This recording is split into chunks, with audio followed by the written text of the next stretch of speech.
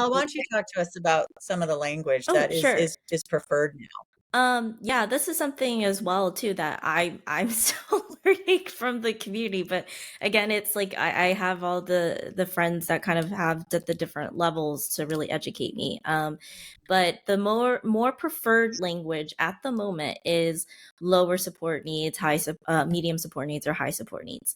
A lot Okay. of the community doesn't really like levels like level one, two, three, or four because categorically rise as well as the traits that fall under those, kind of in the same way that you're expressing, Christine. It's like it's really hard to understand where would Abby fall if we did levels.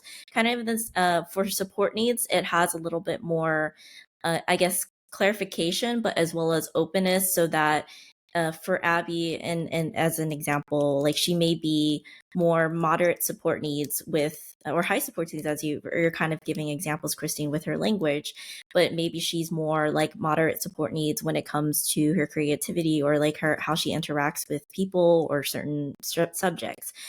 So support need labels actually allow a little bit more individuality in where somebody within the spectrum and their deficits in the spectrum lie.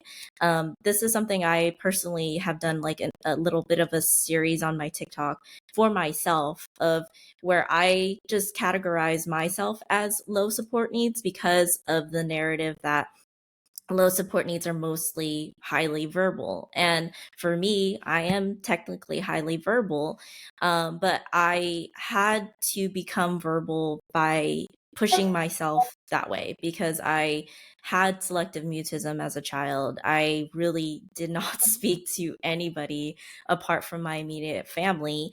And because of that deficit, I had to push myself through school to go into like speech team, to go into um, different ways of learning about speech, majoring specifically in language. And so it's not only for myself, but really trying to understand language so I was able to vocalize.